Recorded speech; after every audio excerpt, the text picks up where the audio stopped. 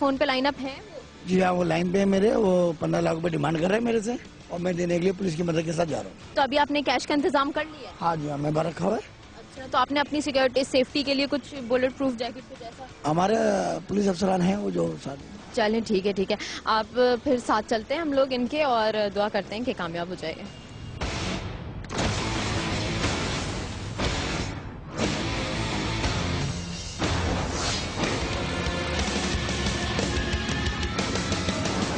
हमारी SHO एजाज लोधी साहब से बातचीत चल रही है और उन्होंने हमें बताया है कि जो क्रिमिनल हैं, भत्ताखोर हैं, वो हमें पूरे शहर में घुमा रहे हैं, कोई एक पर्टिकुलर जगह बता नहीं रहे कि हम वहाँ पे आके रुके। तो ये बहुत ज़्यादा अजीब बात है। मुझे तो डर है इस बात का कि कहीं उनको शक ना हो जाए, और अगर शक हो गया तो सारी कार्रवाई जो है वो बिल्कुल नाकाम हो जाएगी और जान को भी खतरा हो सकता है हमारे मुद्दई की, क्योंकि ऐसे हालात में जब पता चल जाए तो वो और ज़्यादा खतरनाक होते हैं और एक्सट्रीम लेवल पे अपनी हरकतें शुरू कर देते हैं, क्योंकि धमकियाँ हमेशा जान की दी जाती हैं।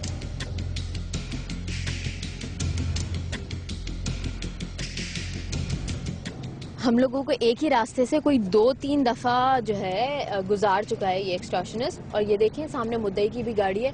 अब उसको किस जगह पहुंचाना है ये समझ नहीं आ रही है, क्योंकि अभी तक जिस एरिया में हम लोग घूम रहे हैं वो बहुत ज़्यादा लोग हैं, यहाँ पे पब्लिक प्लेस है ये।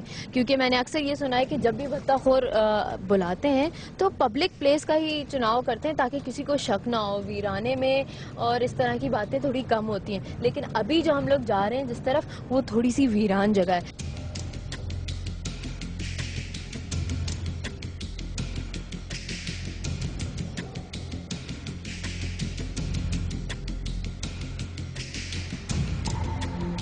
कंफ्यूजन जारी है, एक दूसरे से ही पूछ रहे हैं पुलिस एहलकार के आखिर चल क्या रहा है, क्योंकि हम काफी तकरीबन 1 घंटे से हम लोग घूम ही रहे हैं।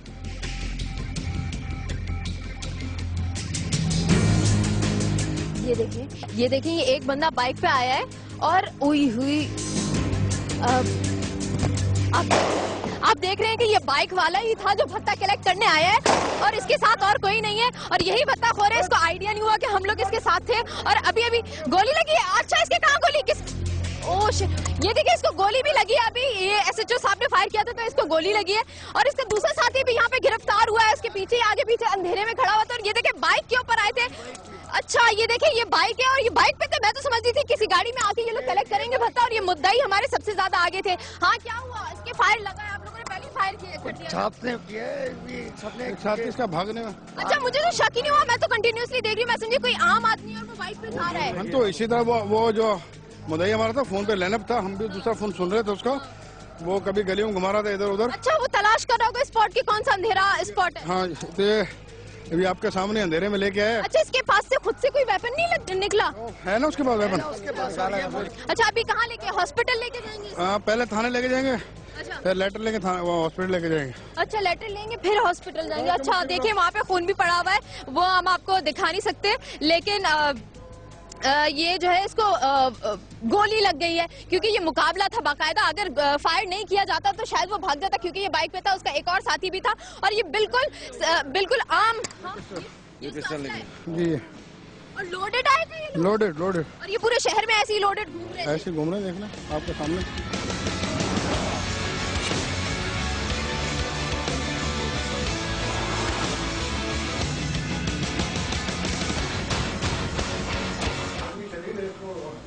ब्लड बह रहा है इसका, तो पहले घुमाता रहा, कभी पीपल चुरंगी, कभी सखी हसन, और आखिरकार अंधेरी गली में जब ये पहुंचे, लिफाफा लेने लगा तो हमने इसको पकड़ लिया और इसे पिस्टल बरामद, एक साथी इसका भाग गया।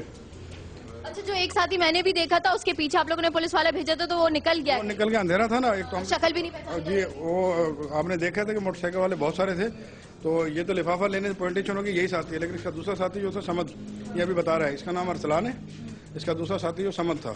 अच्छा, तो इससे हम बाद में कर लेंगे, पहले इसको हॉस्पिटल अगर भेजा जाए। हॉस्पिटल लेके जाओ अपना, खून अगर ज्यादा बह गया तो इसका बयान भी नहीं ले पाएंगे। अब मुझे ये बताइए कि आपके इलाके में 15 लाख रुपए की भत्ते की पर्ची मौसूल हुई है, तो ये किस तरह की वारदातें हैं और क्या ये आए दिन रोनुमा होती रहती है? जी, ये एक आए दिन तो नहीं कह सकते, लेकिन अक्सर और बेशतर पर्चियाँ आती रहती हैं, लेकिन इस पे हम लोग काम भी कर रहे हैं। अभी जिसका रिजल्ट आपके सामने है, ये काफ़ी दिन से इसको वॉच कर रहे थे हम लोग, ये टेलीफोन आ रहे थे मुसलसल और हम इससे हमारी बातचीत चल रही थी। SHO साहब की भी चल रही थी, मेरी भी चल रही थी, वो जो अब्दुल कादिर शेख है उनकी भी बातचीत चल रही थी। तो ये पूरा प्रोसीजर कितने दिन तक आप लोगों ने रैकी की, प्लानिंग की, किस तरह से ये रेड, आपको कितना टाइम लगा है इस टैक्स को? ये जाहिर है हम इससे बार्गेनिंग कर रहे थे, ये 15 लाख से नीचे नहीं आ रहा था और आखिर में इसने जो डन किया वो 2 लाख के ऊपर किया।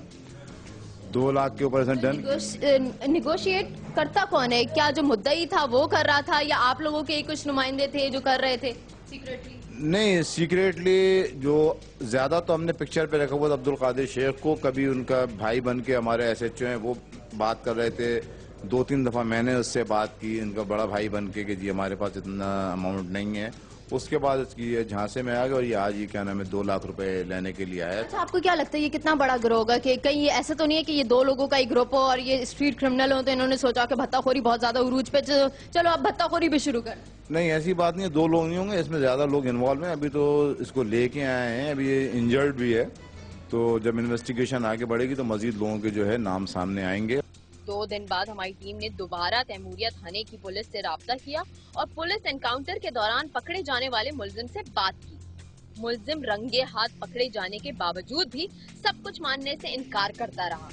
कराची में पॉलिटिकल भत्ताखोरी भी उरूज पर है, मगर इजी अर्निंग भी भत्ताखोरी की एक बड़ी वजह। क्या नाम है तुम्हारा? मोहम्मद अरसलान। क्या करने आए थे आप? मेरे को कज़न ने बुलाया था अपने, किस लिए?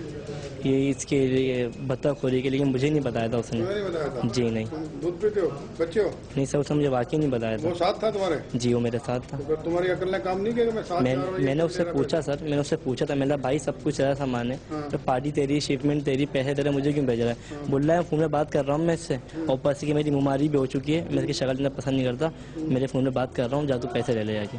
तो वो उससे ही फोन पे बात कर रहा था। साथ जब चल रहा था तुम्हें इतनी अकल ने काम नहीं किया कि वो क्यों चलो ऐसा कर रहे हैं?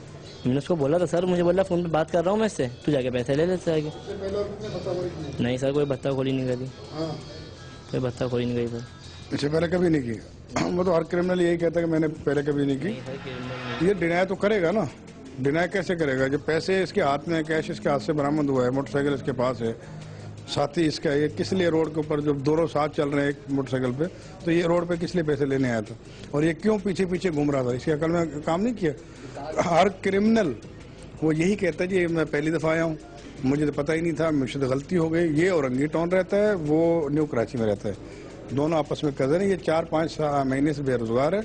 अभी इसने इस चीज़ का खुद इंकशाफ किया कि मुझे उसने कहा था कि तुम ये मेरे साथ आ जाओ, तुम्हारे 3-4 महीने से बेरोजगार हो तो मैं खुश कर दूंगा। तो इसने ये जहमत नहीं कि पूछने कि तुम किस लिए खुश करोगे?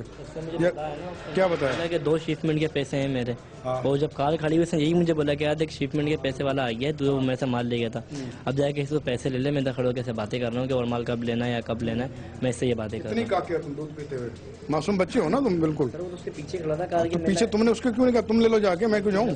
फिर तुम क्यों गए? बात कर रहा हूँ उससे काम की, और तुम्हारे इससे इनकार करने से तुम्हारा जुर्म खत्म थोड़ी हो जाएगा। सर, हर किसी न किसी क्रिमिनल्स के पीछे कहा जाता है कि पॉलिटिकल शेल्टर है। नहीं, इनके पीछे कोई पॉलिटिकल शेल्टर नहीं है, ना कोई सियासी जमात का कोई शेल्टर है, ना कोई ये किसी तंजीम के बंदे हैं। ये जो कि आज ट्रेंड चल पड़ा है, ये हमारे मोबाइल सिस्टम ने बेड़ा गर्क किया है। खुदा करे कि ये इसमें कुछ ऐसा चेंज आए कि पोस्ट पेड हो जाए। 150 रुपये की सिम खरीदते हैं और वो भत्ताखोर बन जाते हैं। ये वो भत्ताखोर हैं।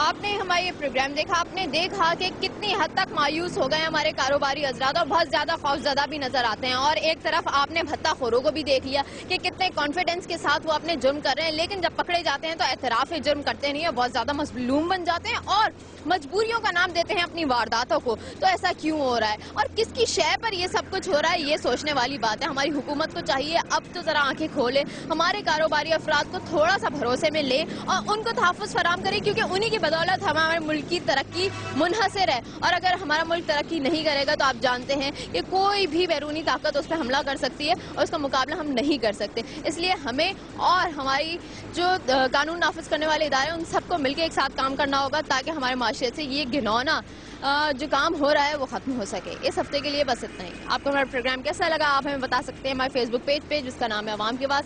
इसके अलावा आप हमें ट्विटर पे भी फॉलो कर सकते हैं। इसके साथ साथ आप हमें SMS भी कर सकते हैं। SMS करने के लिए आप टाइप कीजिए AK स्पेस दीजिए, अपना मैसेज टाइप कीजिए और भेज दीजिए 8126 पे, और आप हमारी टीम का हिस्सा भी बन सकते हैं। वो इस तरह के अगर आप अपने एरिया में होता हुआ कोई भी क्राइम देखें तो उसके बारे में आप हमें मुत्तला कीजिए। अवाम की आवाज़ की टीम और महविश सिद्दीक को दीजिए इजाज़त। आवाज़ उठाइए, इनकलाब लाइए।